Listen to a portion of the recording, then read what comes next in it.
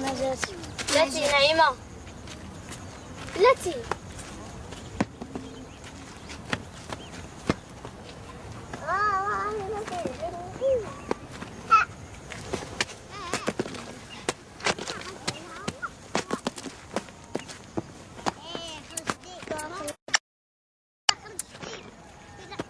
شكون اللي قال لك غير هذا؟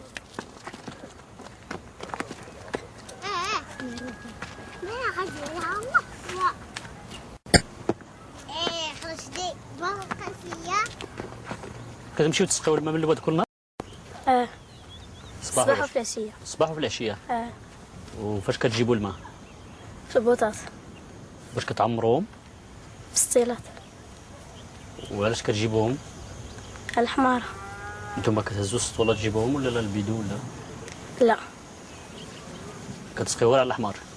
ما كتجيبوش البيدو هزاتو ولا شي؟ يا ماما. علاش كتجيبوهم على الحمار؟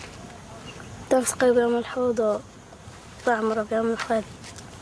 كتشربوا منهم؟ وغير كتجيبوهم كتشربوا منهم ولا كتخليوهم ولا كتزيدوا فيهم شي حاجه؟ تنجيبهم نزيدو فيهم شي حاجة. اش كتزيدوا فيهم؟ ديروا فيهم جابير باش حيد منهم داك الشيء اللي فيهم هي اللي يكبوا فيهم ثاني الماء. كيكون شي فلاحة. ديال الفلاحه منين كتسقيو؟ هي من هنا. من الواد؟ تعرفي فقدي انا وجهي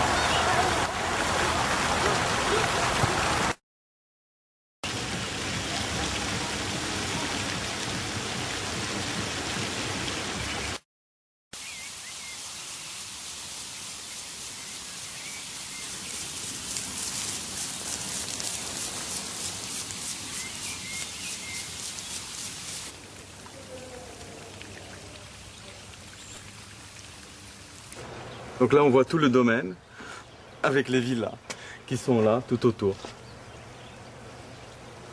Le domaine comprend 18 villas, 14 villas de 4 chambres et 4 de 5 chambres, plus l'hôtel et le spa. Voilà. Ouais, il y a le spa qui est ici.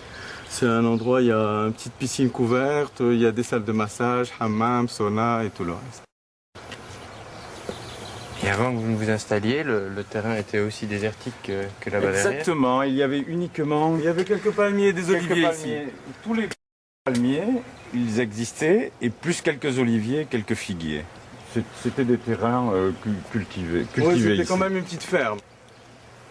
Est-ce qu'on peut parler de sécheresse sur les dernières années ici à Marrakech? Oui, sur les 15 dernières années, on peut parler de sécheresse.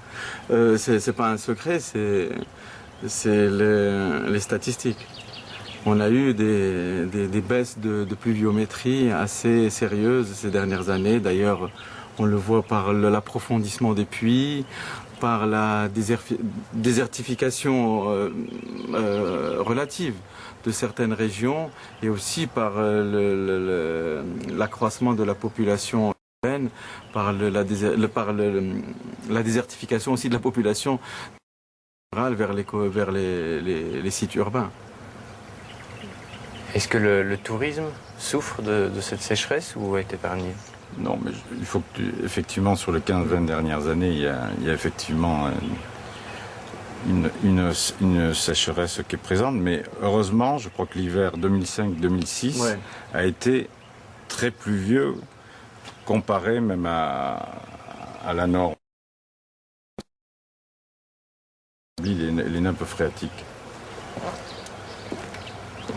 Alors bon, on voit la différence entre un terrain non, disons, entre guillemets, urbanisé et un terrain urbanisé.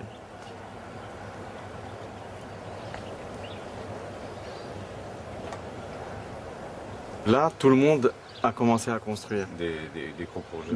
Des grosses unités hôtelières avec les projets de promoteurs français, les promoteurs anglais.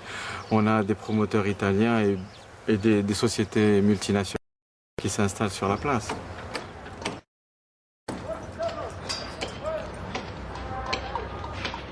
Marrakech, la perle du Sud, compte 1 million d'habitants. Chaque année, la ville accueille 2 millions de touristes. Ces visiteurs consomment 5 fois plus d'eau que la population locale.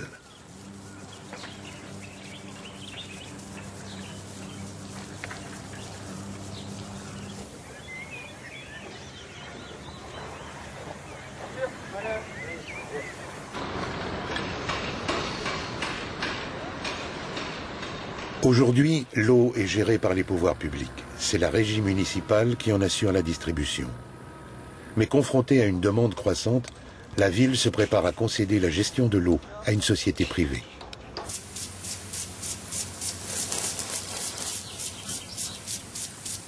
La problématique de l'eau à Marrakech est au cœur de la problématique du développement de la région. Nous pensons que la capacité actuelle, la capacité litière de Marrakech va être doublée dans les 2 années à venir. Donc tout l'enjeu pour nous est de maîtriser cette dynamique en termes de quiétude, en termes de sécurité et en termes de préservation des ressources naturelles.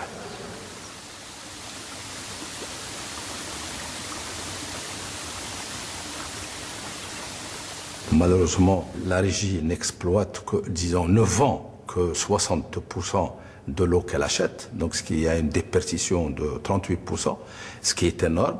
Ça veut dire qu'il faudrait absolument changer les conduites d'eau et essayer de rationaliser justement cette vente de l'eau. Donc ce qui fait qu'on sera obligé de passer par une concession à une société autre que la régie.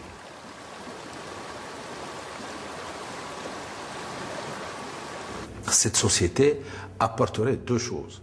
La première chose, elle apporterait l'argent nécessaire pour mettre à niveau la ville de Marrakech en matière d'électricité, d'eau et d'égout. Et deuxième chose, elle apporterait peut-être sa technicité pour la gestion d'une opération pareille.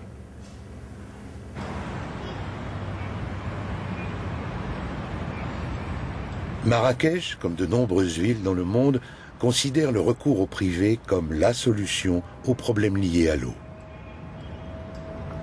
Ce transfert du public au privé, appelé aussi délégation, est une invention française et est depuis longtemps la norme en France.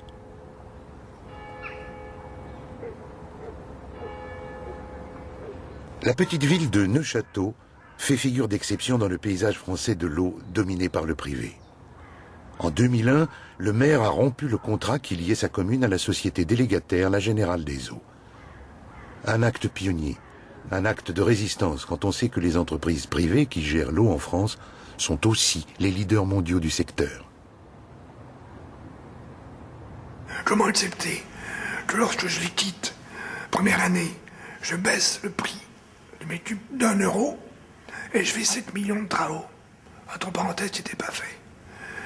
Mais comment ai-je été aussi stupide, moi, pour ne pas comprendre que dans un contrat où on vous dit, on vous achète l'eau, et en même temps vous bouchez les...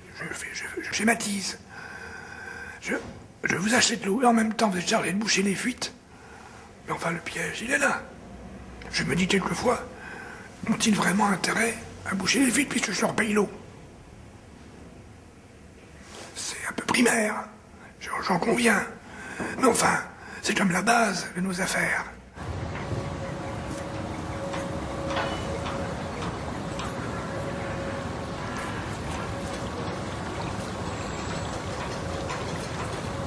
Il y a plus de réactivité, hein. C'est évident. Hein. Plus de réactivité. Nous, on a une équipe en permanence sur place de recherche de fuite. On n'a pas besoin d'appeler un camion ou une mini-pelle à l'autre bout du département pour qu'ils viennent faire les trous et tout.